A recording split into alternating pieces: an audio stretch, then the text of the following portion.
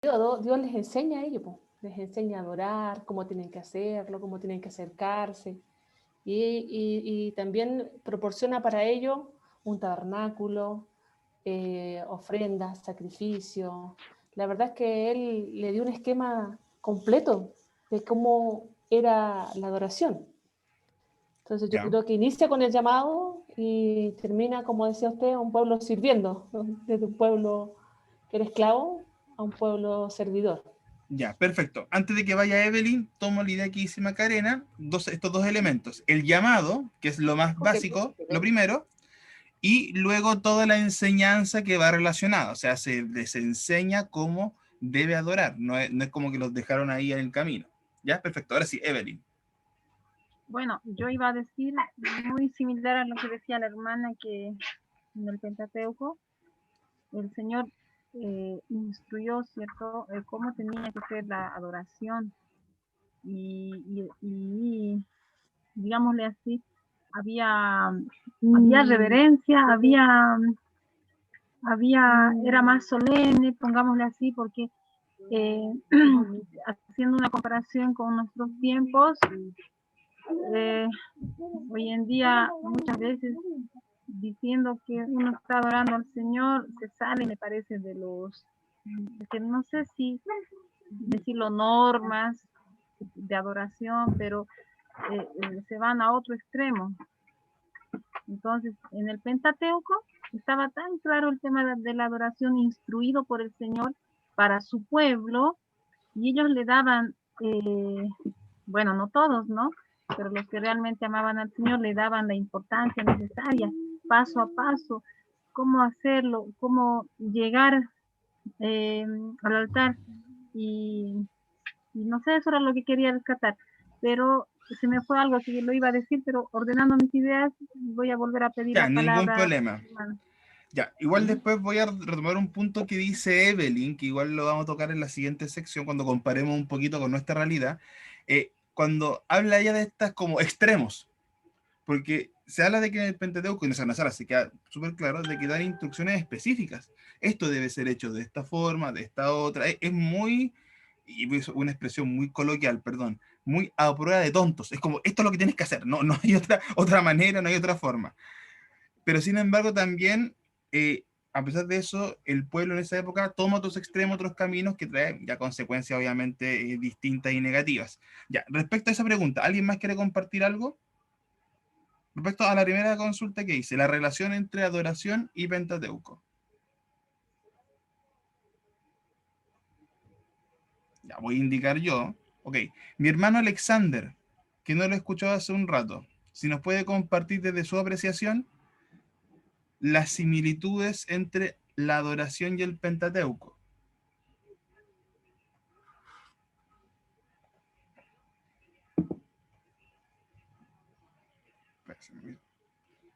Ah, ya, Miguel, gracias. Ahora sé quién es Ivonne. Gracias, Miguel. Así va a poder identificarte después. Ya, no sé, si que Alexander, algo pasa que no nos puede responder.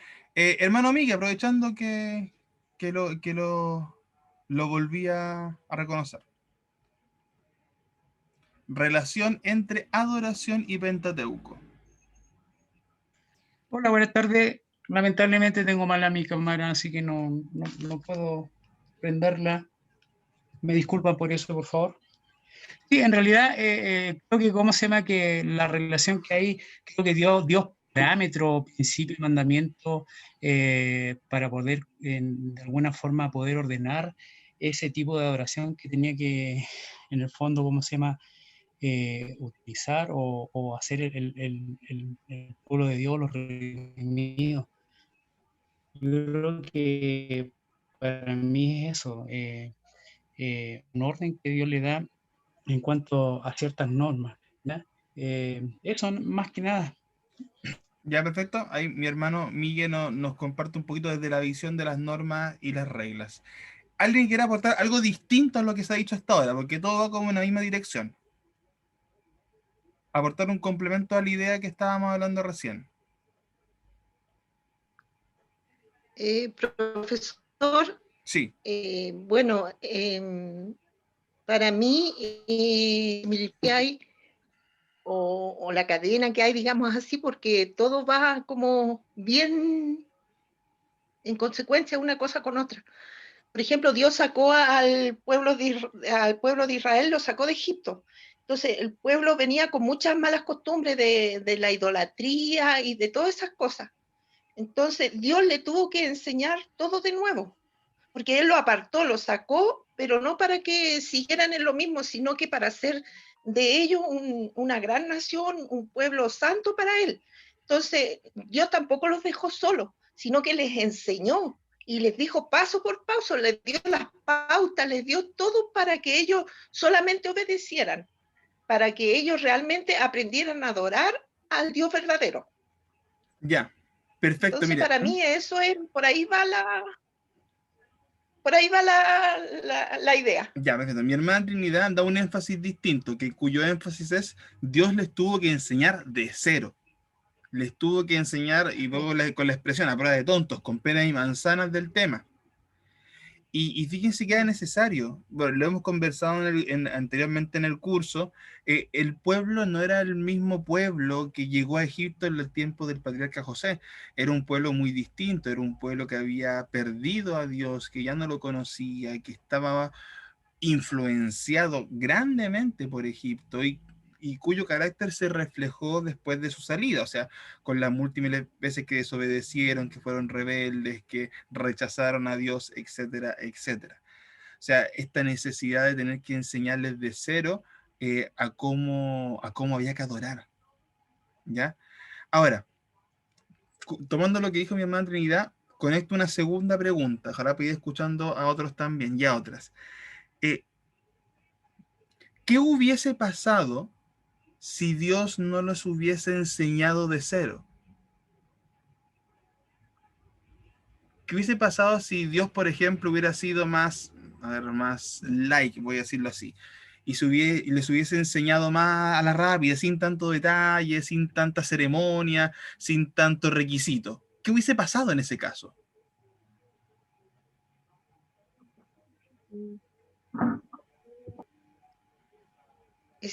Profesor, Ya, pienso Trinidad y que a lo después creo que mejor, Caterina, ¿no? Pues, para ordenar. Ya, ok, Trinidad y Caterina, ya.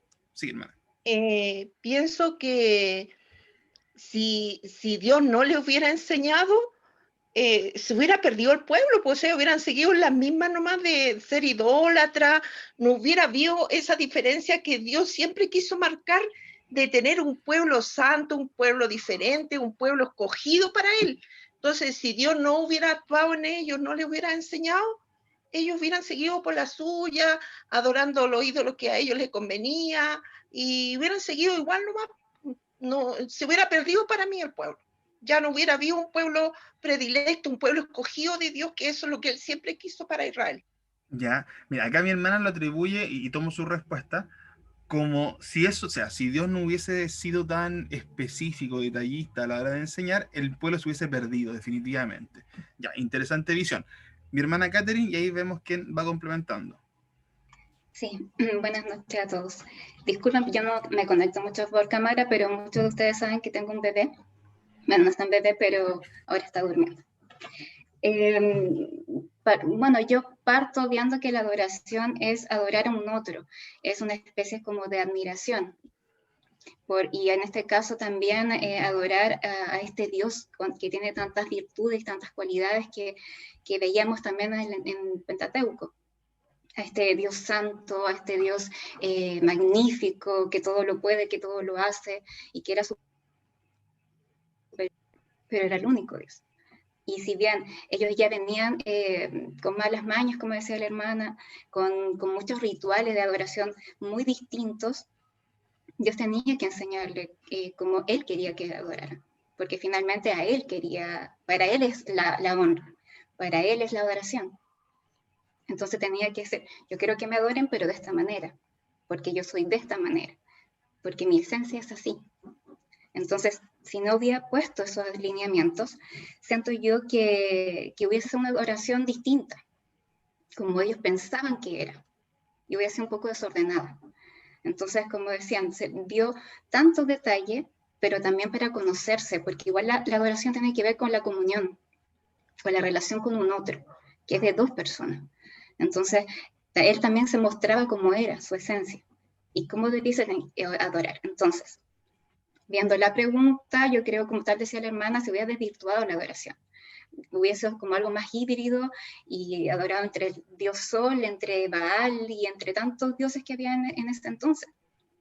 Entonces tenían que darle una verdad absoluta al pueblo. Ya. Eso es lo que pienso. Perfecto. Y acá mi hermana Catherine menciona algo que sí lo hemos también mencionado en clases, que la adoración, más allá del rito, de lo que se enseña, del paso a paso, era un reflejo del carácter de Dios. Y era un reflejo muy definido.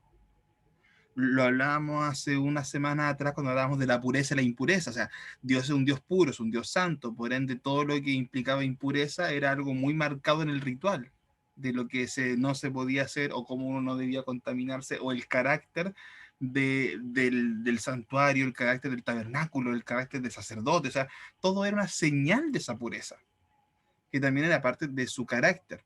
También manteniendo la idea de que él es un Dios único, que es algo que se ve constantemente en el Pentateuco, que se menciona, que se deja más que claro, y que después en Deuteronomio, que aunque no lo hemos revisado, también mantiene esa idea. El Shema, de hecho, viene de ahí, que tiene esta idea de amarás o escucha y ama a tu Dios que es único, que es la unicidad de Dios que se alaba. Ya, muy bien. ¿Alguien más que quiere complementar esa idea? Tenemos dos cosas distintas. Por una parte, lo que dice mi hermana Catherine, del tema del carácter de Dios reflejado en el sistema de adoración, y también lo que dice mi hermana Trinidad, que se hubiera perdido el pueblo definitivamente sin un sistema de adoración como el que tenía. ¿Qué otro elemento más podemos agregar? Ya para que de ahí pasemos de lleno a la parte que nos compete más que la comparación. Hermano Patricio. ¿Mm? Sí, Pastor Zacarías. Bueno, perdón porque hoy día vengo, como siempre, un poco más tarde. Estoy en Lautaro, en la 9ª región, y vengo de salir de reunión de la iglesia, y esa es la razón que llego un poco más desfasado para mis hermanos y hermanas. Amén. Referente al tema, ¿qué hubiese pasado si en este caso respecto a la adoración, la pregunta suya, creo que al Señor le gusta que en este caso, viendo lo que el Señor Jesucristo dice, que Dios busca adoradores que le adoren en espíritu y en verdad. Y esto de la adoración, primero que todo, necesitamos identificarnos con alguien. Si el pueblo, en este caso, no conoce a Dios, en este caso, él puede adorar cualquier cosa. Entonces, lo que Dios hace, primero que todo, es darle un carácter al pueblo. Es poder dejar su palabra, de poner los lineamientos y decir, yo soy santo. En este caso, encontramos nosotros en la palabra, yo soy santo y yo requiero que ustedes, como carácter especial, ustedes son mis hijos y ustedes tienen que parecerse a mi carácter.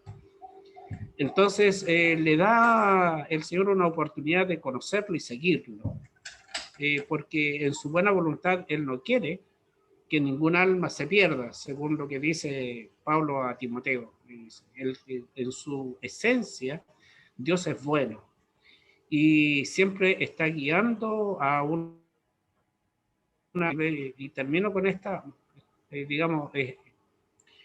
esta oportunidad, con el tema de Abiú y Nadab, que en este caso los hijos de Aarón, ellos en su forma de pensar, primero que todo se levantan contra Moisés, y nosotros también somos hijos de Dios, en las congregaciones, y finalmente, cuando se da allí una adoración, un fuego que no era de Dios, entonces Él no va a aceptar, en este caso, adoración si nosotros no lo hacemos conforme a su palabra. Lo que Dios quiere es, en el fondo, las cosas que yo le conozca, que Él es eterno, que Él es omnisciente, que Él es omnipresente, que Él es, en este caso, es el Todopoderoso. Entonces yo tengo que saber a quién adoro. Y eso me sirve, o nos sirve a nosotros, porque no clamamos a un ídolo, estamos clamando a un Dios vivo, y yo tengo que darle el valor en mi corazón, en mi alma. No importa que los otros no lo hagan, pero yo lo hago con temor, reverente. Tengo que buscarlo en oración, conversar con él, tener una, digamos, tratar de obtener de él, en este caso, su amistad. Tal vez eso es lo que podría aportar. Que el Señor le bendiga. Perfecto, pastor. ¿Una idea más sobre este tema? O si no, quiero pasar ya al siguiente punto, que es para hacer la conexión con la actualidad. ¿Alguien más que se le quede un punto relacionado con la pregunta que di recién? La importancia, o sea, o la razón por la cual Dios es tan detallista a la hora de enseñar la adoración. Un punto distinto al que hemos conversado. Mi hermana Evelyn, creo que levantó la mano. Sí. Sí, en el Pentateuco, en el tiempo del Pentateuco, la adoración era tan importante que también se podía ver esto como los padres transmitían a los hijos. Y eso permitía que perdure, ¿cierto? En el tiempo, que sea parte de ellos el adorar al Señor. Y eso es valorable, eso es rescatable. No sé por qué, pero yo igual ando comparando de antes, ahora, hoy por hoy. No pasa eso. A veces nosotros vamos a la iglesia, pero hay papás que se congregan, pero no sus hijos. Entonces, y somos bien serviciales en la iglesia, pero ¿dónde están nuestros hijos? ¿No están adorando al Señor? ¿Por qué no lo están haciendo? Entonces, a mí me hace pensar mucho en ese aspecto. Valoro mucho cómo era antes, ¿no es cierto? Los padres enseñaban a amar al Señor a sus hijos y adorarlo. Así que eso me hacía pensar y quería aportar. Mira, y de hecho el tema de la enseñanza en la adoración, yo creo que lo vamos a tocar ahora en esta segunda parte de la discusión. Yo les comenté la otra vez, no me acuerdo si fue este semestre o el semestre pasado, a los antiguos, respecto al tema de este libro que leí hace un tiempo, hace un par de años atrás, que no tengo en este momento el nombre, que partía con un estudio hecho en Estados Unidos, eso es contexto gringo, no es contexto chileno, y hablaban de los hijos que abandonaban la iglesia, ¿ya? De por qué niños que habían nacido en el Evangelio, ya en su adolescencia, adultez temprana, abandonaban la iglesia. Y el libro partía con sus primeros capítulos hablando de ese estudio que se hizo, creo que eran iglesias pentecostales o presbiterianas en Estados Unidos. Hablamos de miles de personas, no hablamos de un puñado de una congregación, hablamos de una encuesta así a gran escala. Y yo les comentaba en esa ocasión lo interesante que eran los motivos que se daban. Los motivos que se daban de por qué los niños se alejaban. Que no era tanto por rebeldía o por una doctrina ajena, no tenía que ver con eso. Extrañamente, no extrañamente. El estudio recalcaba que el principal motivo era por la inconsecuencia que los más pequeños veían en la congregación, reflejada en sus padres y reflejada en la hermandad. O sea, los chicos crecían y se daban cuenta de que lo que se predicaba no era lo mismo que se vivía. Y volvemos al punto de la enseñanza que decía mi hermana Evelyn también. ¿Qué es lo que estamos enseñando? ¿Y cómo lo estamos enseñando? Y yo agrego otra, ¿lo estamos viviendo? Porque al final de cuentas, ¿cómo yo voy a enseñar, por ejemplo, de oración si mi hijo no me ve orar? ¿Cómo yo voy a enseñar sobre la lectura bíblica si nunca me ha visto leer la Biblia? Si no he hecho devocionales con él. Y es un elemento, bueno, que da para un tema distinto de crianza, tiene otro enfoque, pero que también tiene que ver mucho con la adoración. ¿Qué es lo que nosotros entendemos como adoración y cómo nosotros vivimos la adoración? Y cómo eso lo transmitimos en este caso. Bueno, yo puse el ejemplo de los hijos, pero puede ser a los más pequeños, a los más nuevos en la fe, a los que me rodean, a la familia, etc. Se aplica de la misma forma. ¿Ya? Ahora, leyendo ese comentario, voy a conectarme ya con la parte más actual. Con todos los principios que se han mencionado, ¿ya? De la adoración en el Pentateuco, los principios que se han conversado. Ojo, me refiero al principio porque, como lo dijimos en su momento, la ley como tal no es aplicable a nuestro tiempo. La ley está escrita en un contexto del pacto en el monte de Sinaí, en un contexto del Israel antiguo, o sea, entendiendo las diferencias obvias de la época y el objetivo del pacto, entendiendo eso, ¿qué elementos, ya fíjense, qué elementos sobre la adoración planteada en el Pentateuco, perdón, en el Pentateuco nos son útiles a nosotros en la actualidad? ¿De qué nos sirve a nosotros como cristianos sí, actuales, no modernos? A nosotros como cristianos actuales, las enseñanzas sobre adoración del Pentateuco, ¿para qué nos sirve? Dejo abierto el micrófono.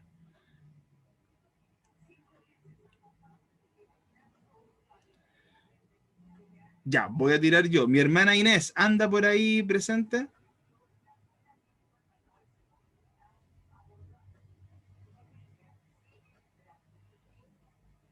Hágame señales de humo, una reacción ahí por el Zoom.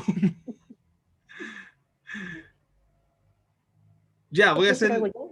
Sí, algo de forma, es que era para escuchar los que no he escuchado, pero por eso no pide las cámaras a veces. Ya, sí la escucho, digo, hermana. no digo.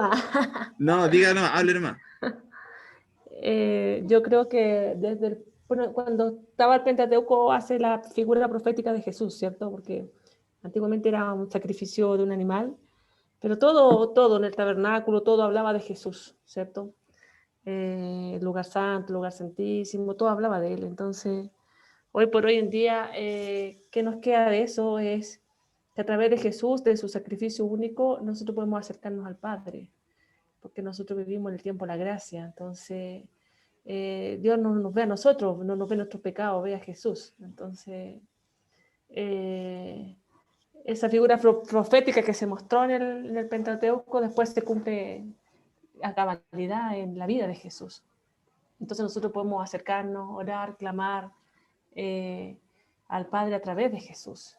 Entonces yo veo que el sacrificio que hacían ellos antiguamente, Jesús lo hizo y nos salvó. O sea, somos todos redimidos gracias a ese sacrificio maravilloso que hizo Jesús en la cruz. Y también quiero destacar que Dios nos enseña a adorar, porque dice que ese va a ser nuestro trabajo cuando nos vayamos al cielo. Adorar, adorar y adorar. ¿Cierto? A eso vamos a estar dedicados.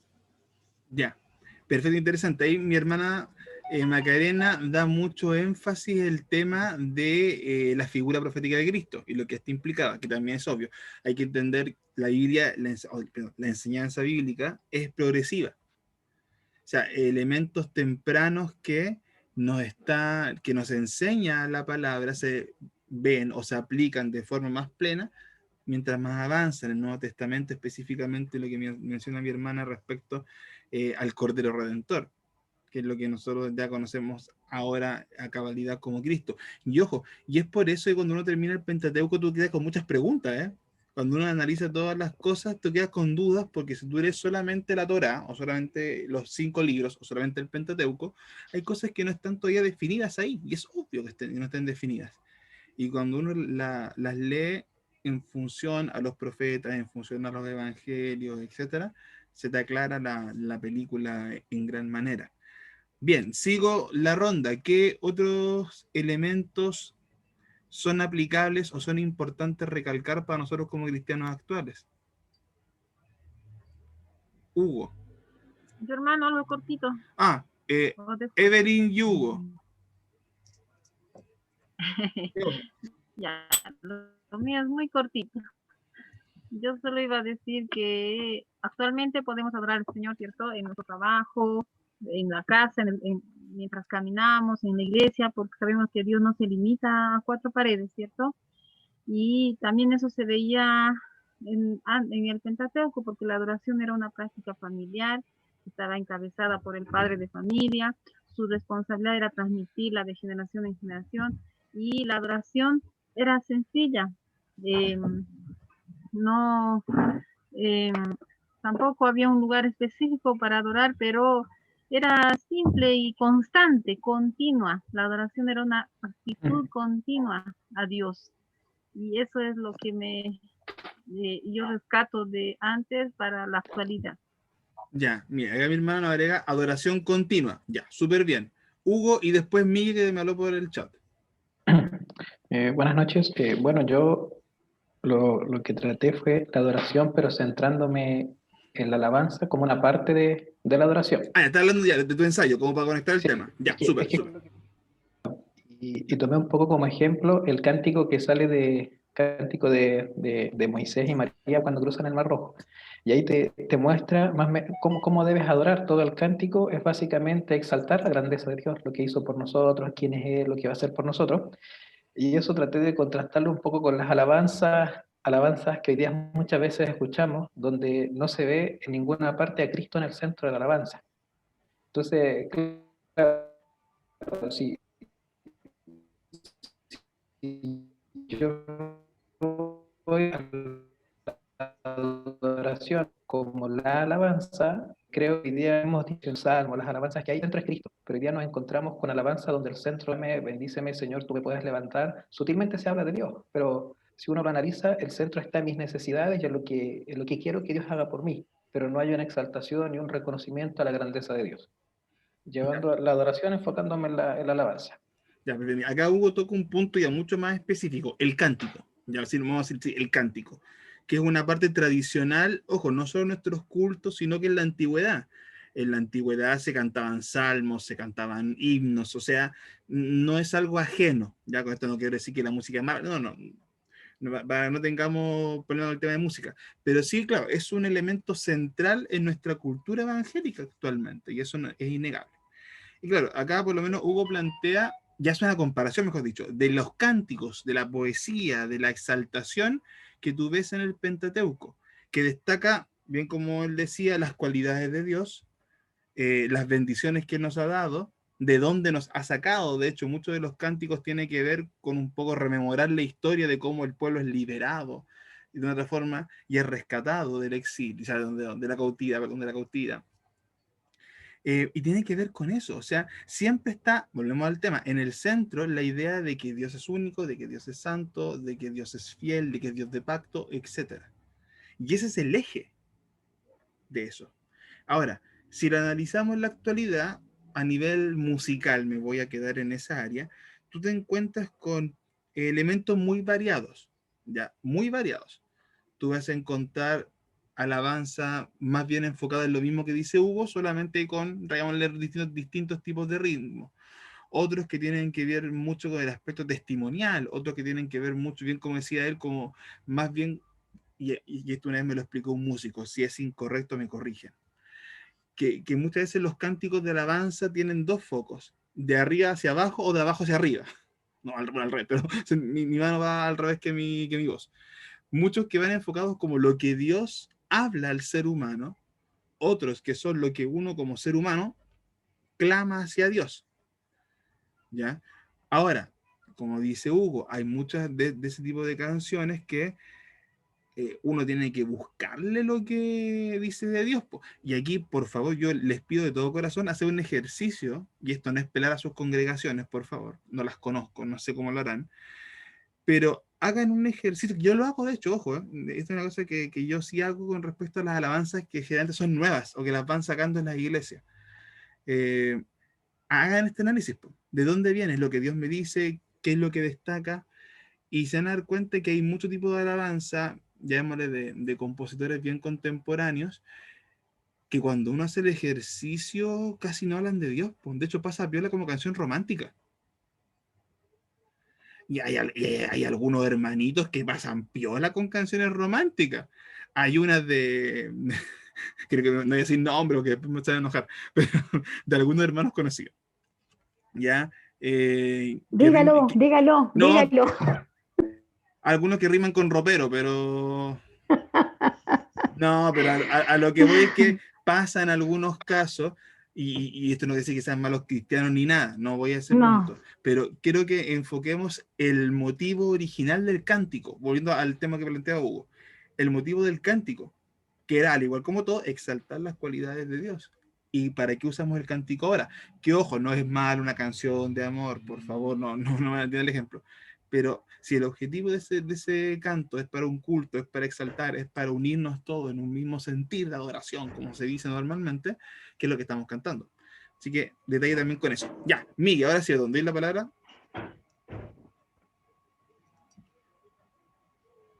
Miguel.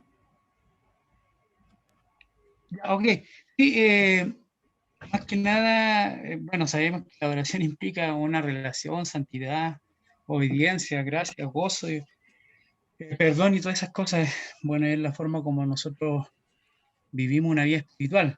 Pero me encantó lo que de alguna forma nuestra compañera y hermana Marcela me quedó dando vuelta a lo que dijo, ya que en el fondo en el Antiguo Testamento había el sistema de sacrificio, tenía un límite, ya un límite para todas las cosas. Y creo que el límite de sacrificio que nosotros tenemos que darle a Dios, ya hay un límite de sacrificio que lo hizo Jesucristo a través de su obra redentora, y nos queda más que nada nosotros adorarle, pero en espíritu y en verdad, en espíritu y en verdad.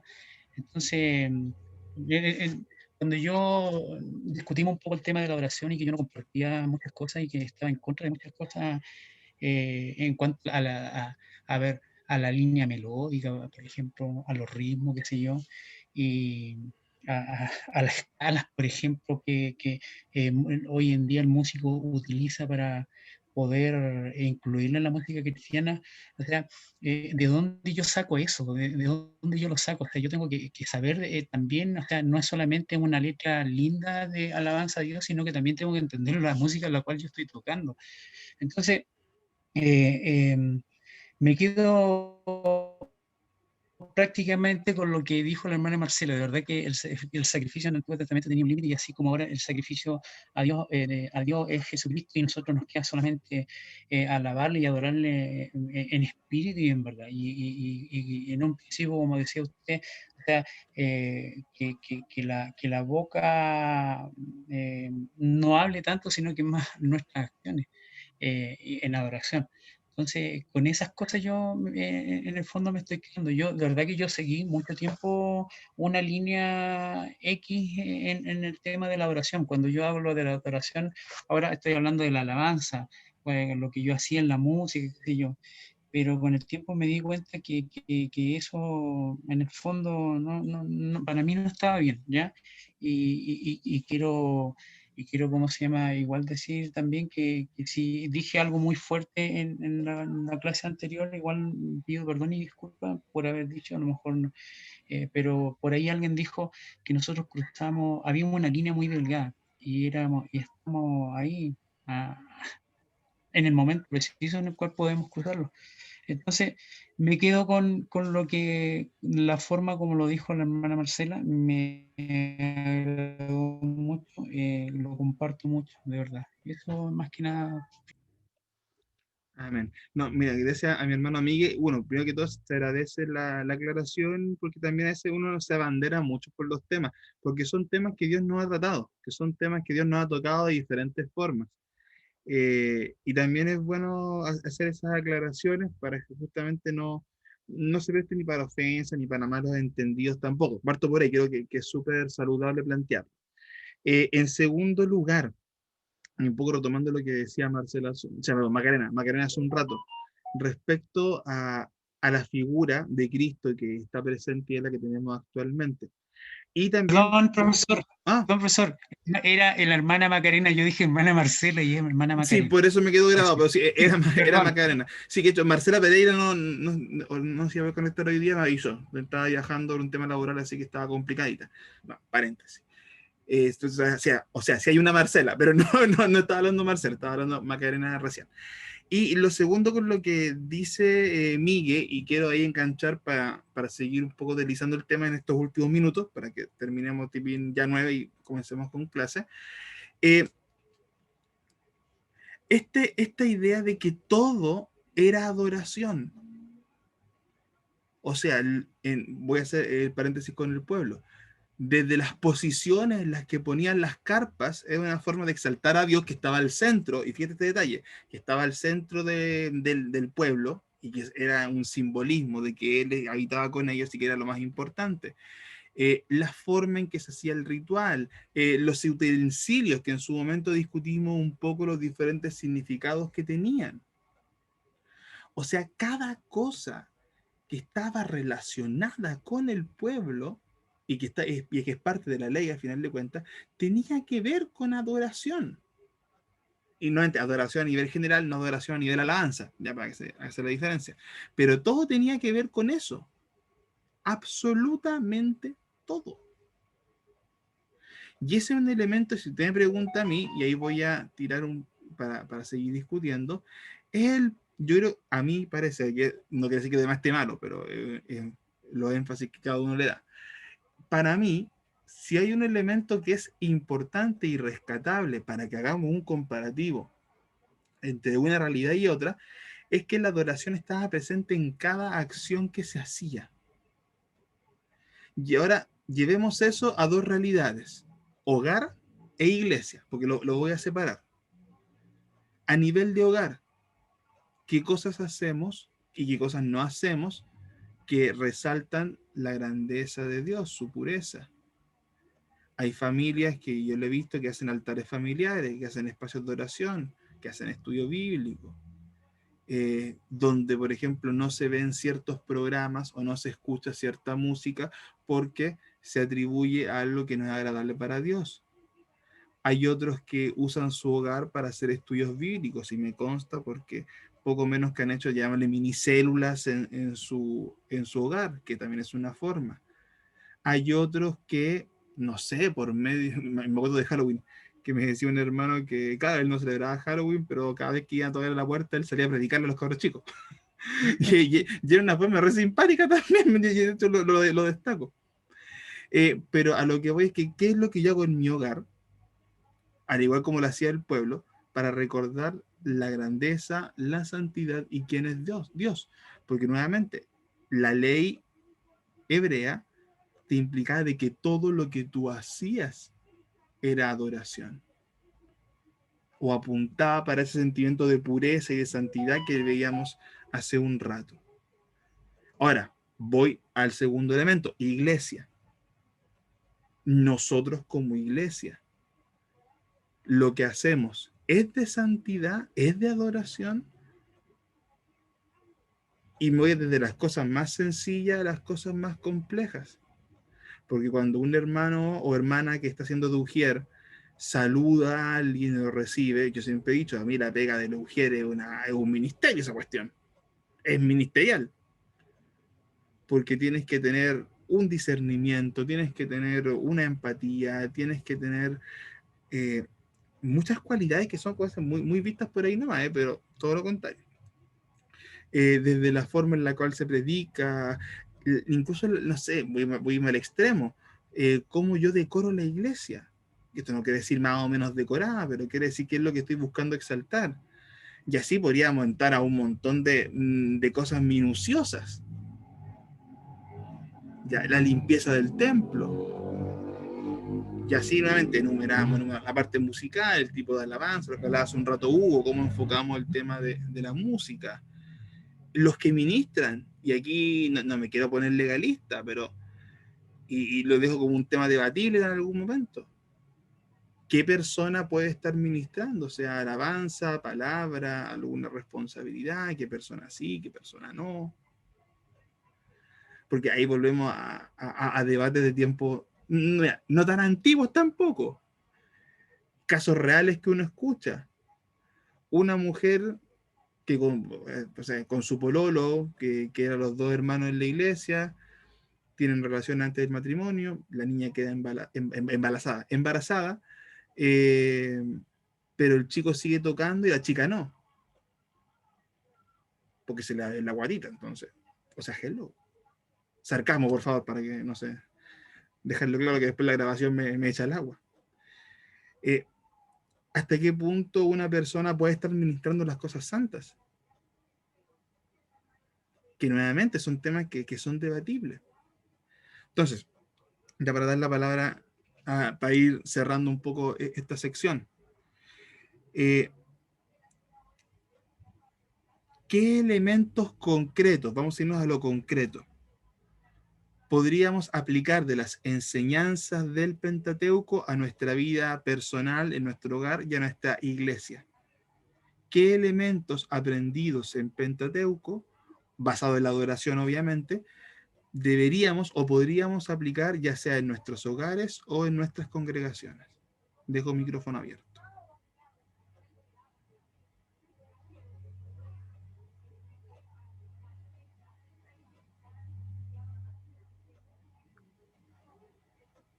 Profesor, bueno, con el estudio del Pentateuco y los trabajos que hemos realizado, lo que más se destaca en el Antiguo Testamento es la santidad. Y lo que usted alucía recién, problemas que se presentan en las iglesias de esa manera, las personas siguen trabajando, o sea, haber caído en una falta, claro, tenemos a Dios, a Cristo como abogado y todo eso, pero lo que más se destaca en el Antiguo Testamento, y pienso que nosotros debemos de, tanto en nuestro servicio a Dios en la iglesia y nuestro servicio a Dios en la casa, es la santidad de Dios. Porque el pecado nos aleja de Dios. Entonces es el vivir un día a día, pero tratando de alejarnos de lo malo que hay en nosotros, que nos aleja de Dios. Por cierto, tenemos abogados, que es a Jesucristo nuestro Señor, que la salvación es por gracia, no por sacrificio, pero hay cosas en nosotros que debemos dejar de lado. Puedo actuar en nuestra vida, poder ser instrumentos en las manos de Dios para llegar a aquel que no conoce al Señor. No tanto con nuestra palabra, sino con nuestros hechos, con nuestra manera de vivir como cristianos. Eso yo rescato de la adoración a Dios. Debe haber santidad, reverencia y temor a Dios en nuestras vidas para poder nosotros adorar a Dios. Eso, profesor. Ya, interesante. Rescatando el aspecto de la santidad. Perfecto, mi hermana Trinidad. Evelyn. Y después Catherine parece. Sí, También vi quiero que contar se... algo. Ya. Mi hijo almuerza en el colegio. Bueno, este año no, porque estamos en la casa, pero 2020. un día mi hija menor me dice, mamá, ahora yo entiendo que Josecito, mi hijo, José ama al Señor de verdad. ¿Por qué? Le digo, porque en el comedor yo vi cuando él recibió su bandeja, me dice, de la comida, ¿cierto? Y se fue a la mesa donde iba a almorzar. Y su mamá colocó la bandeja, hizo esto. Oró, mami, me dice, no le dio vergüenza que otros le iban a decir algo. Así que me hizo recuerdo a eso, de dar testimonio. O sea, en todo lugar, ¿no? Del Señor, como dice la hermana Trinidad, que nuestras vidas hablen, que somos hijos del Señor, que lo amamos, que creemos en Él, más que nuestra boca, que nuestra vida refleje eso. Amén. Gracias a mi hermana Evelyn, que también nos incluye ese punto. Mira, y detalles tan importantes, fíjense, y lo debatíamos la otra vez con el tema de la alimentación. Más allá de que tengamos debate de las razones de por qué se podía o no se podía comer X cosas, yo me quedo con los principios generales. Incluso hasta la alimentación es importante porque puede ser una señal de adoración y de santificación al Señor. Tal vez en nuestra época no tengamos problemas en comer de todo, pero eso no quiere decir que incluso lo que yo como o cómo lo hago o de la manera en que yo me dispongo a eso, puede ser incluso de esa forma, o sea, hasta con esas actitudes tú puedes hablar de adoración y es súper interesante eso. Así que ojo hasta con esos pequeños detalles porque en el ejemplo que mencionaba mi hermana, pues, hay una persona que estaba predicando y un niño que estaba predicando porque él reconocía la importancia de orar. Y mira qué potente la imagen esa. Ya, muchas gracias, hermana. Catherine, y después no sé quién más quería, pero... Recién estaba hablando, pero no tenía el micrófono abierto. ¿Pero se me escucha ahora? Sí, ya. ¿Qué elementos? Yo voy a decir uno que quizás englobe todo hacia mi vida, o hacia que mis papás me quisieron instruir o remarcar, que yo también lo veía desde el ensayo, y es la excelencia. Yo hice el ensayo un poco haciendo analogía y haciendo un viaje por el tabernáculo. Y hice un viaje escrito desde todos los enseres, desde la vestimenta del sumo sacerdote, después de este viaje escrito de la gran ceremonia de Yom Kippur y todo lo que se hacía para Dios. Y se tenía que hacer con excelencia. No había nada inmundo, todo estaba detallado. El sumo sacerdote estaba todo un año ensayando para esa ceremonia. Y la excelencia para mí, en mi vida, me ha marcado. De hecho, creo que yo ya lo comenté, yo soy muy temerosa porque mis papás también me decían, todas las cosas que tú tienes que hacerlas como para Dios, para gloriarlo a Él, todo lo que tú haces. Y ese también un poco lo que yo correlacioné un poco desde mi reflexión, desde el ensayo hacia la adoración, que nosotros somos templo de Dios.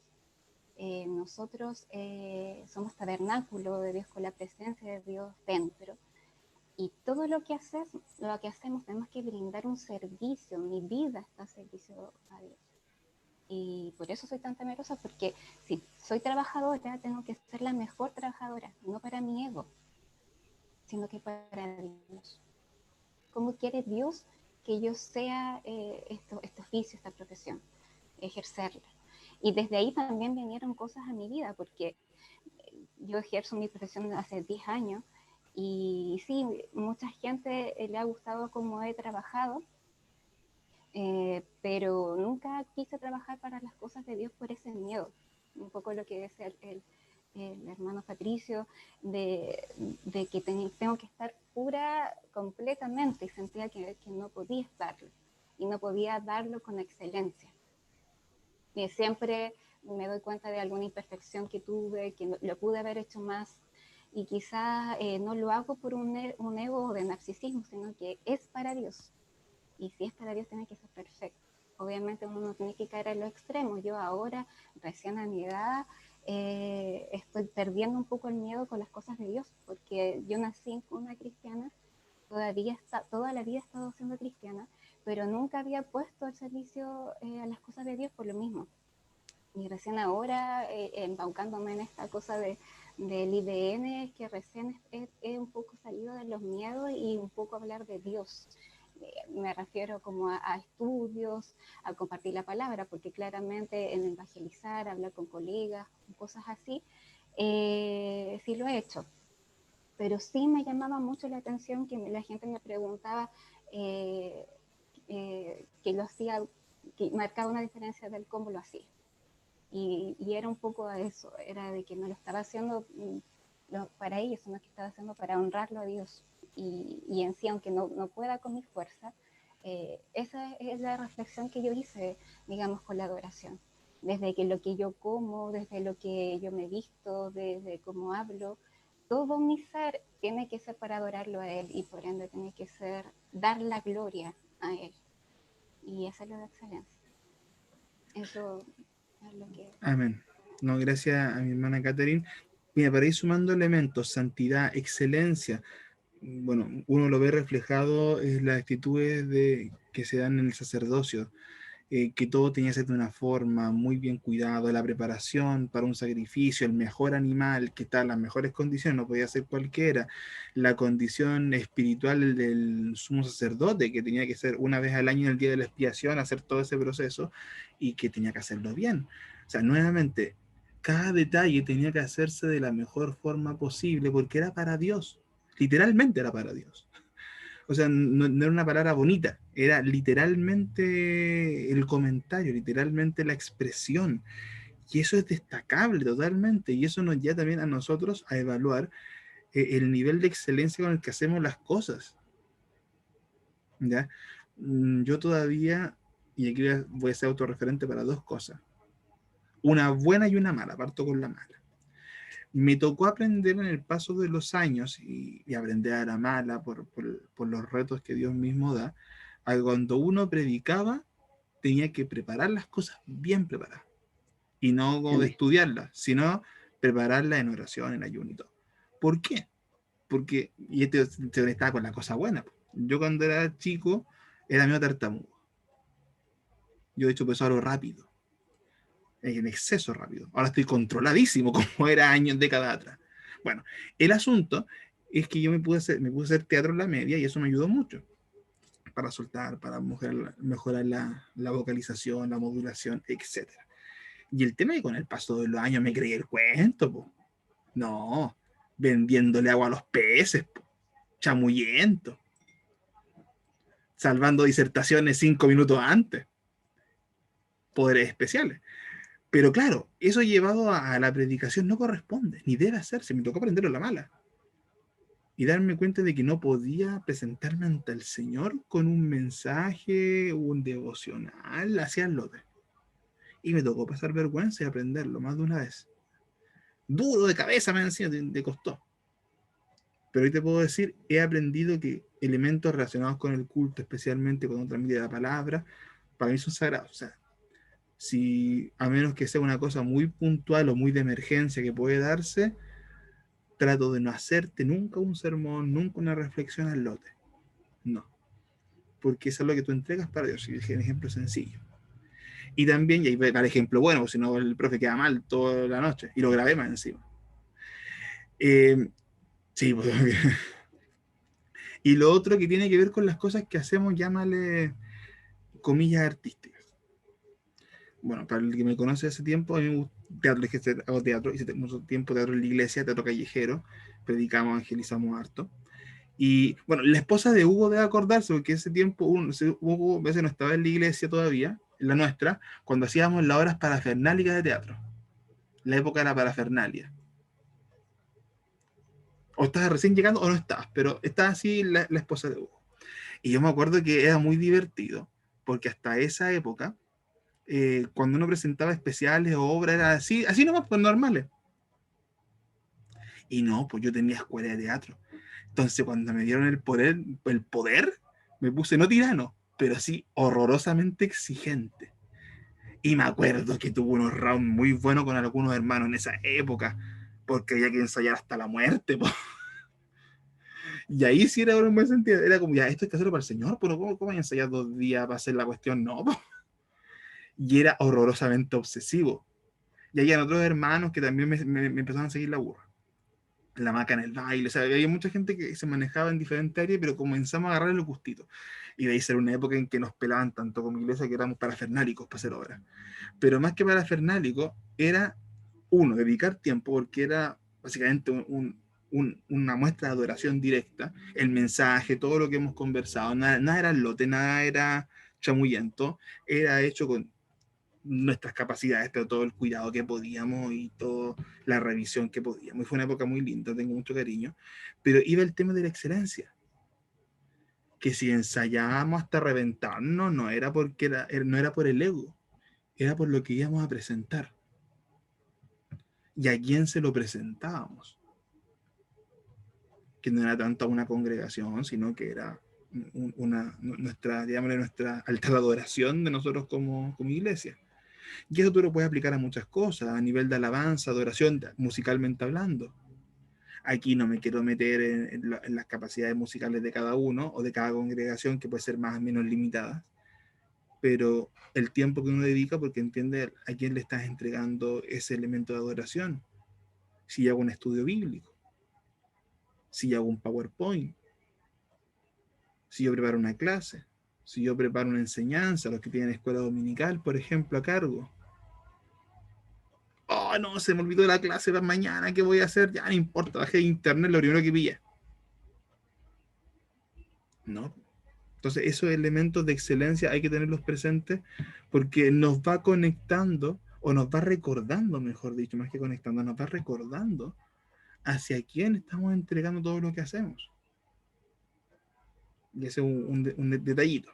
Ya. algo más que se nos esté quedando respecto a enseñanzas prácticas. ¿Qué podemos aplicar respecto a las enseñanzas del Pentateuco sobre adoración a nuestra vida tanto personal o congregacional? Profesor, Sí. ¿ya? Sí, mire, yo creo que en una parte que nos está faltando, bueno, y a modo personal, reconocer nuestra condición igual, ¿ya? Nuestra condición humana. O sea, por más que nosotros queramos agradar a Dios con excelencia en todas las áreas de las cosas, nosotros reconocer que somos humanos y que nos equivocamos, que vivimos en un mundo lleno de maldad y que hay maldad en nosotros también, nuestro corazón es engañoso y nos puede jugar en contra en cualquier rato. Entonces, reconocer también que sin Él no somos nada, que su perdón es tan práctico que nosotros podemos doblar nuestras rodillas sinceramente y decirle, Señor, perdóname, en esta área hay limitancia en mí. ¿Qué puedo hacer? ¿Cómo yo me levanto? ¿Qué puedo hacer para poder salir adelante en ciertas cosas? Y yo creo que eso es fundamental, en nunca olvidarnos que somos humanos, que vivimos en este mundo. O sea, más que yo quiera tener buen testimonio con los demás, no creo que sirva, personalmente digo, no creo que sirva mucho para que una persona se convierta. O sea, yo tengo que hablar del testimonio de Jesucristo para que la gente pueda, obviamente, entender y que la gracia actúe, o sea, allí. ¿Ya? Mostrar el pecado también, ¿ya? Pero sinceramente puedo decir eso, que también debemos reconocer nuestra condición humana. Y también mostramos nuestra condición de hijo de Dios en todas las áreas, pero saber que vivimos acá, o sea, acá hay cosas que a nosotros nos gusta. Por ejemplo, a mí me gusta el fútbol, o sea, y yo no me conecté porque simplemente jugó a Brasil y jugó a Brasil y me gusta el fútbol, ¿ya? Entonces, hay cosas que a uno lo apasiona, hay cosas que a uno lo agrada, pero eso no me hace peor o mal hijo de Dios, ¿no? Entender esa parte también, o sea, creo que, ¿cómo se llama? Que yo también vengo de una familia que es cristiana y que tengo familiares que son pastores, mi hermano y todo, y siempre hemos vivido en la mesa devocional y todas esas cosas, pero también he visto cómo mis sobrinos no quieren más guerra con esas cosas, no quieren más guerra. Entonces también será para la gloria de Dios y la gracia que tiene Él de que un día ellos puedan volverse a Dios, o sea, entender esas cosas. Que yo a mi hijo, más que yo le pueda enseñar algo, o sea, él tiene una vida propia y él un día llegará a entender y aceptar cuando Dios toque su puerta. Entonces, eh, poder, ¿cómo se llama? Entender que también somos personas, somos humanos. ¿Ya? Eso nada más. No, mire, importante que eso no lo habíamos mencionado, ¿eh? Bueno, recordar, ya para ir cerrando, a menos que alguien más quiera compartir, o si no cierro ahora, todo simbolismo que estaba relacionado con los sacrificios, por lo menos en el Antiguo Testamento, era para reconocer que la salvación o que la misericordia no venía por el ser humano mismo, porque era Dios quien tenía que otorgarla. Principio que ya estaba en el Antiguo Testamento. Dios otorgaba el perdón, Dios otorgaba la misericordia, por algo uno sacrificaba para Dios, porque nadie del pueblo tenía la facultad propia de salvarse, ni de ser digno, ni de ser puro, ni de ser santo. Ese principio está dado desde el comienzo. El sacrificio, la ofrenda, era porque reconocíamos la necesidad de que Dios nos perdonase.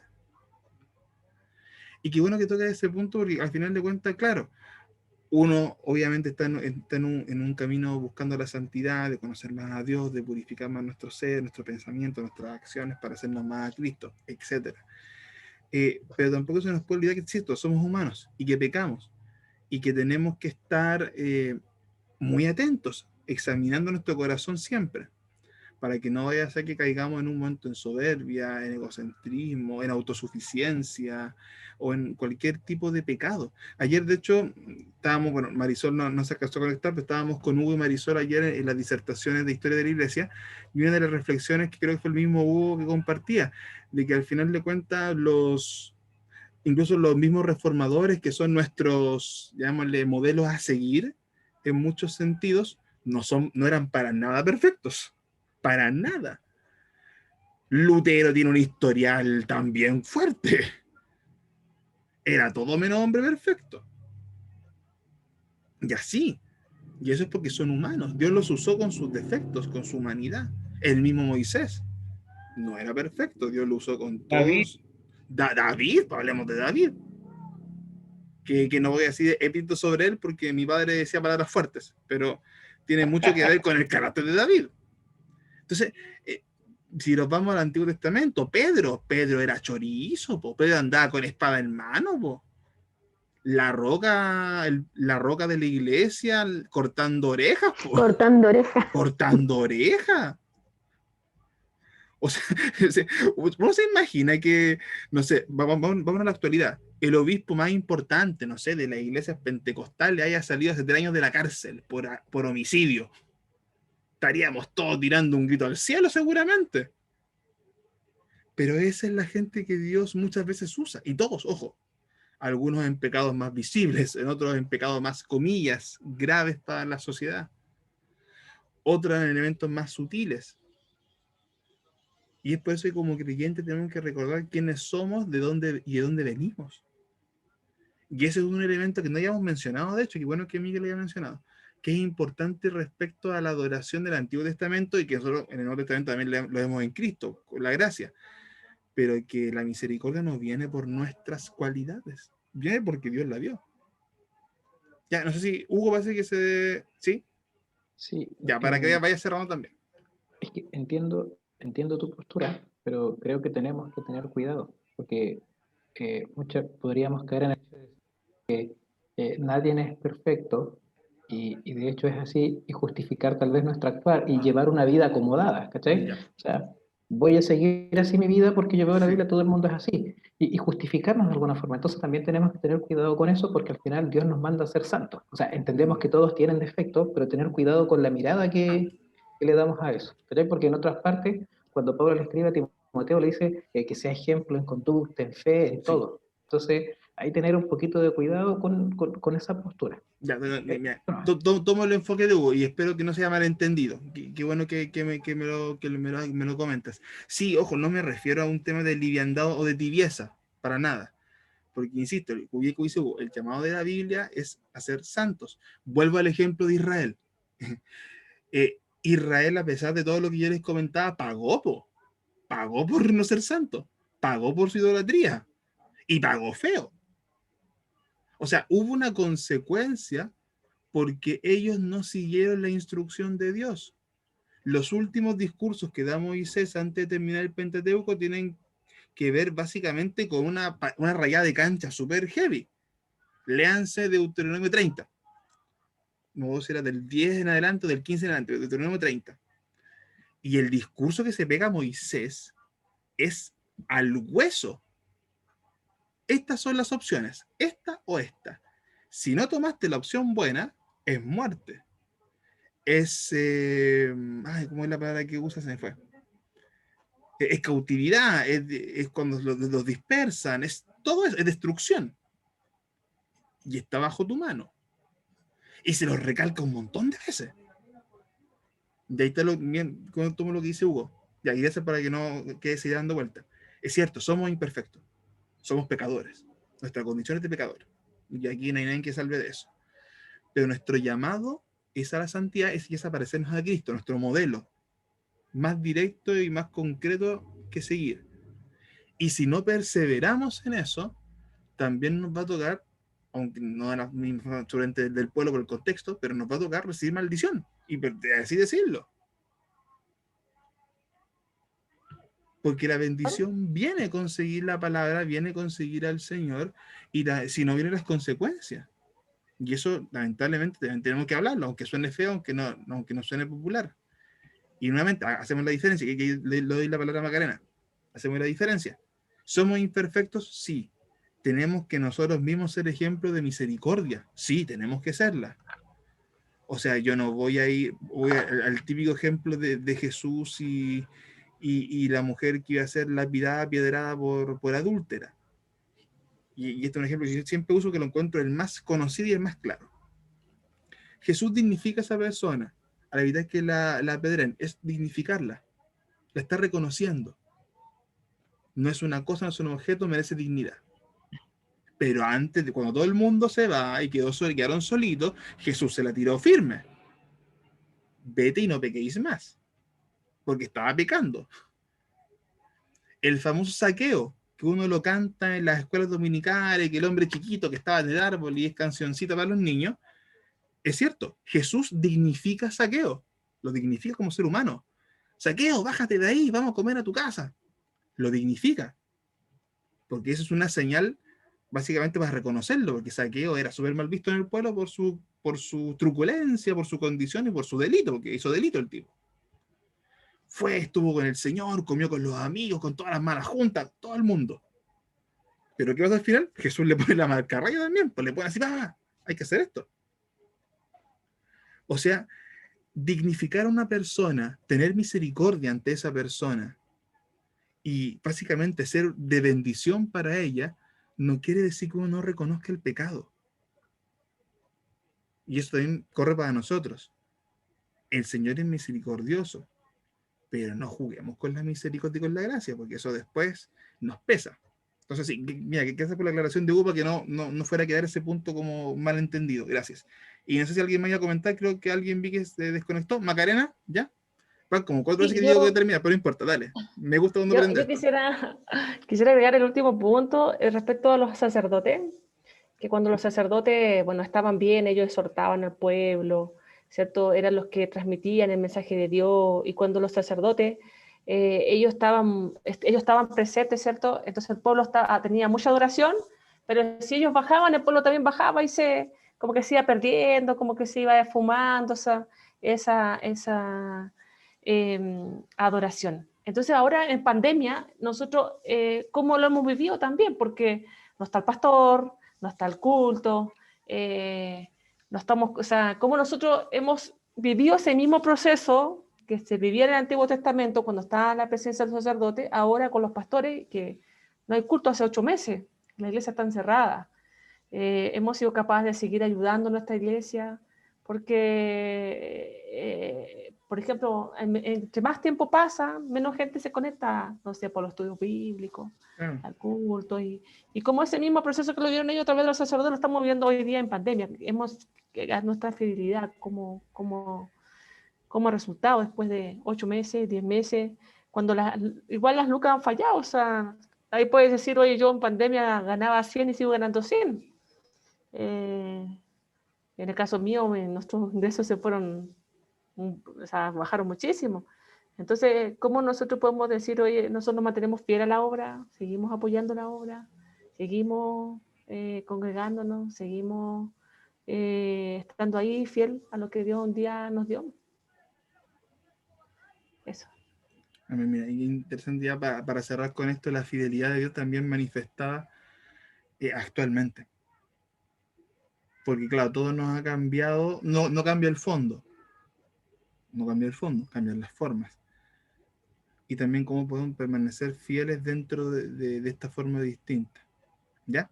Amén, hermano amado. Vamos a hacer pausa ahora, porque ya fue más tarde de lo que pensé, pero está bien, me gusta cuando estos temas aclaran un poquito y podemos hacer un poco de reflexión, porque vuelvo a lo mismo. Pero, profesor, yo quiero más que a lo mejor decir, quería hacer una pregunta, como porque habemos de distintas congregaciones. Exacto. ¿Cómo ven hoy ellos la adoración, habiéndola estudiado, habiendo sabido lo que es?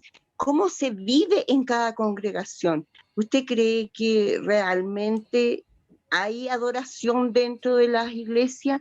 Igual se ha perdido, como dice la hermana Macarena, con esta lejanía que hemos tenido, pero si nos volvemos a los 8 meses atrás, ¿Cómo se siente realmente? ¿Se está viviendo la adoración en este tiempo? Uy, me la tiró fuerte. Ya. Voy a ponerla. Usted ha visto que en los programas ponen las opiniones vertidas son exclusiva de responsabilidad de quien las emite. Ya, esto es mío, no es del IDN, porque no, el profe dijo esto. No, porque, si aquí hay no, IDN y porque hay mucho, sí. después me acusan, pues. Entonces, no. Ya. No lo vamos a aceptar. Profesor, puedo partir yo, ¿no? Amén, eso quiero. Para salvarlo. No, aparte usted si quiere, pero no, ya a esta altura ya me tienen vetado unas cuantas, así que sí, no, sigo estando vetado de una iglesia grande en Calama. Digo, hermano, mire, yo pertenezco a una iglesia bautista, de partida, o sea, ¿ya? Bautista, ¿ya? Esta iglesia lleva 25 años, bueno, es la iglesia más antigua de Calama, cumplió 50 años en realidad, ¿ya? 51. Y 25 años esta iglesia ha trabajado sin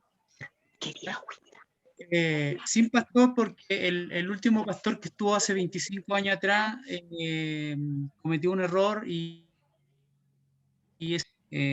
perjudicó a la iglesia y se tuvo que ir. De ese día, hace 25 años atrás, la iglesia trabaja con ancianos, ¿ya? Con 3 ancianos. Y la iglesia ha trabajado en forma normal, hace 25 años, hasta el día de hoy. Yo creo que cuando nosotros entramos en este tiempo de crisis, en este tiempo de pandemia, quizás a lo mejor algunos entramos soberbios, orgullosos, altaneros, qué sé yo, pero cuando ya nos sumergimos en este tema de la pandemia, nuestro corazón empezó a sensibilizarse, a ser más solidario, a ser más misericordioso. Y estoy hablando como creyente, Y entonces empezamos a ver a toda esta gente que la estaba pasando mal, po. Esta gente que se quedó sin trabajo, esta gente niños que no tenían para comer, niños que no tenían para conectarse en los colegios, niños que, ¿cómo se llama?, que tuvieron que, quedaron sin trabajo en sus países y tuvieron que ir a vivir a las tomas. Entonces, y ahí viene la pregunta, ¿qué hicimos nosotros? No estoy hablando de lo que hicimos, la obra que hicimos en la iglesia, ¿no? Porque la iglesia se va a sostener igual, pero ¿qué hicimos nosotros como creyentes? Porque Dios nos manda a ser no solidarios, sino que amar a Dios y amar al prójimo. Y cuando se dice amar al prójimo, no está diciendo amar a solamente a los hermanos de la iglesia X, ¿no? Sino que a todos. Entonces, y aquí viene los que a lo mejor los ingresos no han sido los mejores, y quizá a lo mejor algunos han sido bendecidos y el sueldo ha sido intacto a pesar de la cuarentena. Gloria a Dios por eso. Y aquí es donde nosotros empezamos a actuar como verdaderos cristianos, ayudando a los que necesitan, ¿ya? Ayudando a los que no tienen. Sacando parte de nuestro sueldo y dárselo a las personas que más necesitan, a esa gente que no tiene agua en las tomas y ir a dejarle agua a esa gente, a esa gente que no tiene alimento y ir a dejarle alimento, a los hermanos que, ¿cómo se llama?, que están viviendo pésimamente mal, a los hermanos que le cortaron el agua, la luz, todas esas cosas, a los hermanos que se quedaron sin casa, sin arriendo y hay que acogerlo. Entonces allí viene nuestro como creyente. O sea, yo personalmente creo que, ¿cómo se llama?, que nosotros hoy en día en este tiempo como creyentes estamos haciendo la práctica. Por eso digo, podemos hablar mucho cachado, podemos hablar pero en servicio, realmente estamos adorando a Dios en lo que realmente se necesita para las viudas, para los huérfanos, para los extranjeros que tanto muchos algunos odian a algunos. Entonces, y allí donde, ¿cómo se llama?, nosotros tenemos que cuestionarnos. Ahí tenemos que mirar hacia adentro y decir, Señor, ¿en qué me equivoco? Por eso yo le decía en un principio, somos humanos y nos equivocamos, y creo que, ¿cómo se llama?, estas cosas nos llevan al arrepentimiento, no al llorar, sino que al arrepentimiento genuino y decir, Señor, perdóname porque yo en esto he fallado, yo quiero levantarme hoy en día y quiero hacer las cosas mejor para ti, yo quiero servirte mejor para ti, pero no quiero ser esa persona que yo comparto comparto con personas que no son creyentes, comparto personas que son idólatras, comparto con ellos, pero yo no me voy a alejar, al contrario, no me voy a alejar de ellos. Simplemente, ¿cómo se llama? En algún momento determinado, Dios dará la oportunidad de poder hablarle de Cristo a ellos. Pero como le digo, hermana mía, yo creo que, ¿cómo se llama? Que la iglesia hoy en día, los mismos hermanos han puesto atrás, mirando muchas veces a un líder, idolatrándolo, mirando muchas veces que sin él no se puede hacer nada, y no es así, hermano, no es así. Yo no es un llamado a cada uno personalmente, y ese llamado es no solamente amar a Dios, sino que también amar al prójimo y servir a esas personas. Eso, profesor Patricio. Bien, gracias, Miguel, por el comentario. Bueno, yo para complementar un poco, voy a irme por otra visión más personal, más que por una iglesia en particular, yo creo que en general. Yo sí creo, punto uno, que es lo, comillas, bueno de la pandemia, comillas, porque tampoco quiero minimizarlo ni que parezca algo tampoco va a estar contento. Pero sí una cosa que a mí me llamó la atención grandemente es que de forma literal, Dios demuestra que tiene el control del mundo. Literalmente lo demostró. O sea, no hubo que haber un desastre, un terremoto, un tsunami, un meteorito para demostrarlo. Por medio de todo esto, Dios demostró que tiene el control y que el mundo puede paralizarse. Si Él quiere, se paraliza. Y se paralizó el mundo. Lo cual ahí me deja súper sorprendido y maravillado con Dios dentro de todo. Ahora, eso a nivel de iglesia, creo yo que genera crisis. Y ojo, no se entienda la crisis como algo malo. La crisis es una oportunidad de cambio, que se viene cuando hay un remesón. Remesón hubo. Por todo lo que ya todos conocemos, la imposibilidad de hacer culto, el tema económico, el tema de salud, por los contagios que se fueron dando en los diferentes lugares, Calama y Antofagasta, pero en ciudades complicadas en su momento, o sea, sabemos de lo que estamos hablando. España, ya donde está Hugo también, tuvo su periodo crítico. O sea, yo creo que todos nos ha tocado pasar esa parte, donde uno tiene que ver la mano de Dios literalmente. Tienes que ver la mano de Dios y tienes que depender de Dios. Y es como, tomando un poco, decía mi hermano a mí, que es como la práctica, literalmente es la práctica, porque tienes que depender.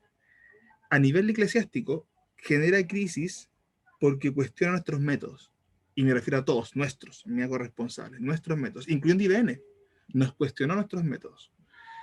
Iglesias variadas, cuestionó los métodos, y llevó a muchos pastores con los cuales he podido conversar a hacer una reflexión intensa de cómo estaban haciendo iglesia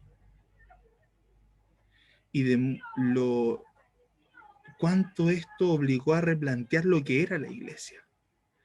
Me consta porque tuve la oportunidad de hacer un par de talleres para mi denominación. Tuve la bendición de hacer unos talleres para los pastores cuadrangulares nacionales el mes de abril, mayo, no miento, mayo si no me equivoco. Y a muchos de ellos les significó crisis, porque para ellos en su construcción el culto era los domingos en la iglesia, la cena era de esta forma, la alabanza, la adoración, todo. Y hacer esto en un formato parecido al que estamos teniendo por online fue crisis, porque esto no era iglesia para muchos. Fue en la época donde hubo muchos pastores rebeldes que intentaban hacer las cosas de otra manera y acusaron ataques del gobierno, de las leyes, prohibiciones. Pero fíjate el detalle, nunca se prohibió hacer iglesia. Solamente se prohibió un formato presencial. Pero nunca se prohibió hacer iglesia. Nunca se prohibió predicar. Nunca se prohibió hablar de Dios. Pero estábamos tan acostumbrados a nuestros métodos que cuando uno se acostumbra tanto a un método, se encasilla, se encajona. Y yo sí creo que es un periodo, o sigue siendo un periodo donde la iglesia ha estado en crisis en eso, porque está todavía aprendiendo otras formas de ser iglesia. Me refiero a formas concretas, no que cambie Dios, Dios no cambia, pero me refiero a la forma de hacer iglesia. Entonces, en esa crisis creo que todavía estamos, y creo que todavía nos falta para superarlo. Porque aún estamos aprendiendo diferentes métodos, maneras y formas. ¿Quién habló? Perdón, Sergio. Yo. Bueno, respecto a lo mismo que usted está hablando, ahí también nos llama un cuestionamiento nosotros como cristianos si realmente los cultos que estábamos haciendo nosotros eran realmente adoración. Porque finalmente se pierde mucho tiempo en otras cosas que desvían realmente a lo que Dios nos demanda, que es la verdadera adoración y la alabanza a Dios. Disculpe que lo diga, pero puede ser en la parte monetaria, la ofrenda, que la rifa, y todas esas cosas que al final nuestro foco de atención se desvía. Nuestra vida de adoración o ese momento de adoración que lo estamos haciendo en congregación, porque ya entendemos ahora que la adoración es personal, pero ese momento de adorar al Señor en forma congregacional se pierde con cosas muy, muy vanas, cosas cosas que son administrativas, que realmente de repente se le da más realce a eso que a la verdadera adoración del Señor. En este tiempo, eso es lo que pasó con la iglesia y creo que volviendo al tema de qué pasó con la iglesia, nosotros hace tiempo vemos en la noticia, vemos cómo los niños del Sename están perdiendo, están muriendo, y la iglesia acá en Chile literalmente no ha hecho nada. O sea, si ahora con la pandemia se ha notado más a nivel nacional, creo que antes de la pandemia no se hizo nada. En ese punto ha perdido mucho porque lo vemos en cosas tan sencillas como estos niños que están en el Sename.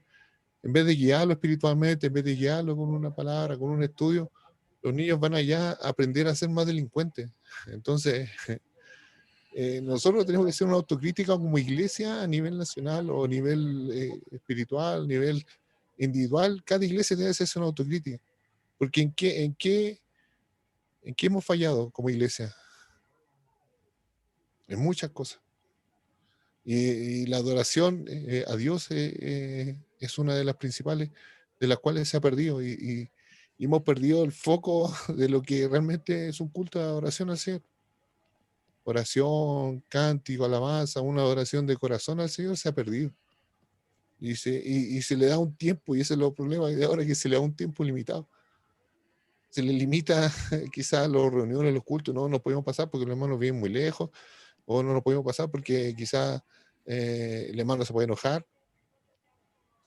Se encuadra la adoración congregacional.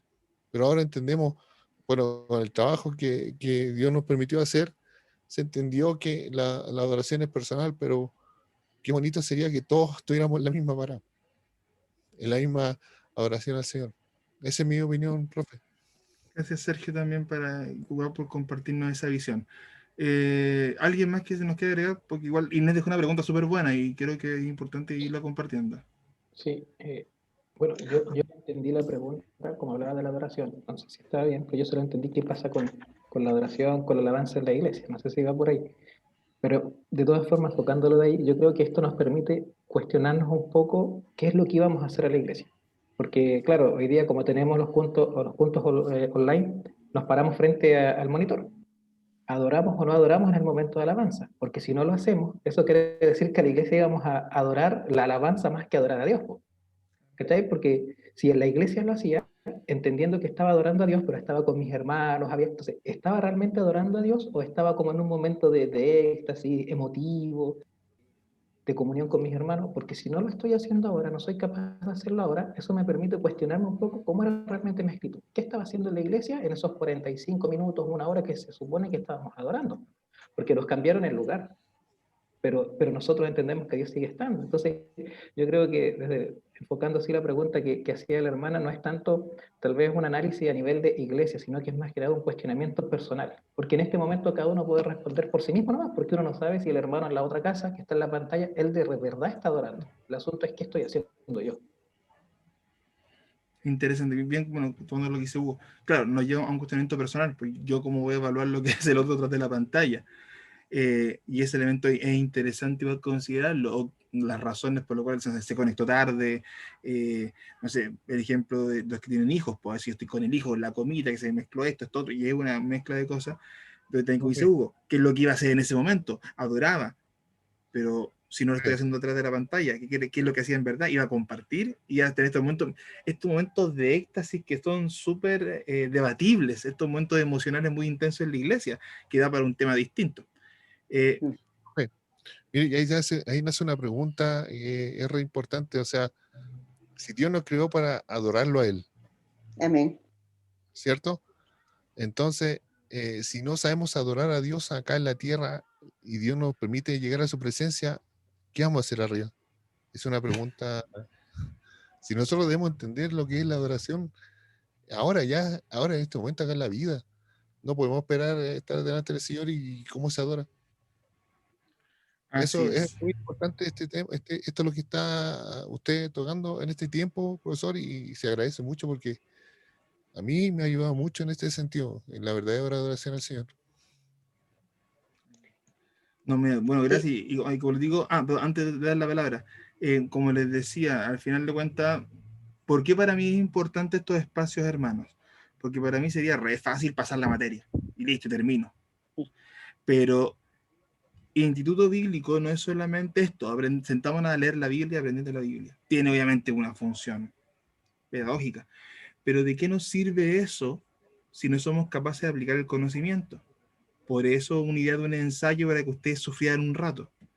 ¿Cómo yo aplico el conocimiento que estamos teniendo a nuestra vida cristiana? Hay maldad. ¿Cómo aplicamos el conocimiento que estamos obteniendo a nuestra vida cristiana? ¿Cómo lo llevamos más allá de leer una asignatura y dejar el libro ahí después? Esa es la gracia. Por eso discutir, por eso sentarse a debatir, a compartir ideas. Por eso que incluso cuando hace una semana fue este tema de la música que fue debatible esa noche, pero aún así, bacán, buena. Porque tuvimos un espacio de compartir ideas y de crecer también y de aprender. Y de reflexionar sobre nuestras propias prácticas. Y esta es la idea también de un instituto. Porque si no somos capaces de hacer eso, hermanos, ¿cómo estamos viviendo nuestra vida cristiana? Si tenemos que estar constantemente reflexionando de lo que estamos haciendo, de cómo adoramos, de cómo nos entregamos a Dios, de cómo ministramos la palabra, de todo. Y eso es parte de esta idea. ¿Ya? ¿Alguien más queda ahí con algo pendiente? Porque voy a pasar, ni siquiera voy a hacer break, voy a pasar de lleno a la clase porque si no nos vamos a alargar mucho. ¿Alguien más quiere agregar algo? ¿No?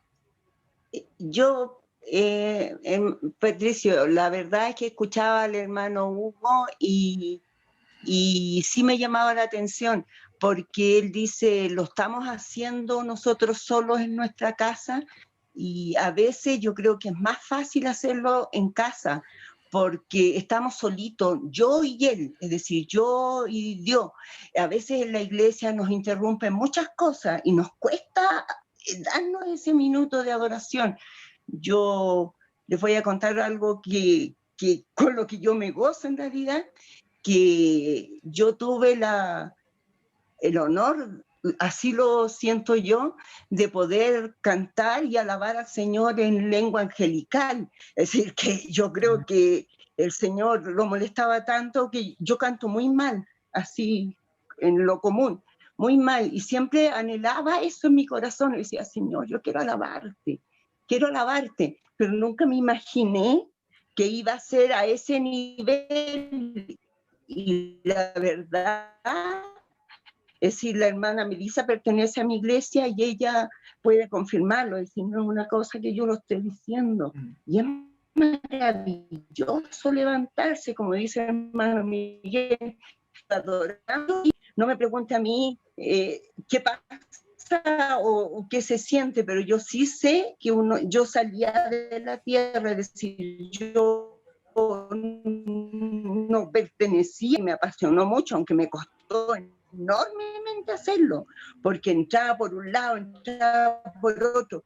Fue muy difícil, yo era siempre había corregido ensayos, pero yo nunca había hecho uno, que es lo extraño. Y realmente para mí el tema, el contenido, todo me llevó a entender que no estaba tan errada, que mi camino no era tan errado, que no era emoción, que no era éxtasis, que sí se logra, pero hay que buscar mucho y también renunciar a muchas cosas, es decir, en cuanto a lo material, en cuanto a tratar de buscar cosas en el mundo, hay que sacarlas, pero cuesta, no es fácil. Eso era mi aporte que quería hacer. Amén. No, muchas gracias, hermana Inés. Y también agradecer por su testimonio, porque al final de cuentas uno también aprende de ello y cómo uno vive la adoración. Y fíjate que ella, mi hermana lo decía al revés, pues. Para ella ha sido mejor, o para bien este tiempo, porque ha estado sola con el Señor. Entonces para otros les cuesta más, para otros hay otras dificultades, pero cada uno lo está viviendo de forma distinta. Lo importante es que sea como sea, lo vivamos con Dios. Esa yo creo que es la clave. Sea que estemos solos en nuestros hogares, sea que en estas iglesias hayan podido retomar los cultos, sea que todavía no se puede dar la razón, pero esto no vivirlo con nuestras fuerzas, con nuestra autosuficiencia, ¿sí? Sino vivirlo con Dios, que es lo principal y lo primero. ¿Ya? Hermano, miren, voy a hacer para esta grabación, porque era la grabación, ahí la paré, era la grabación de la actividad, y voy a hacer una nueva, porque vamos a hacerlo aparte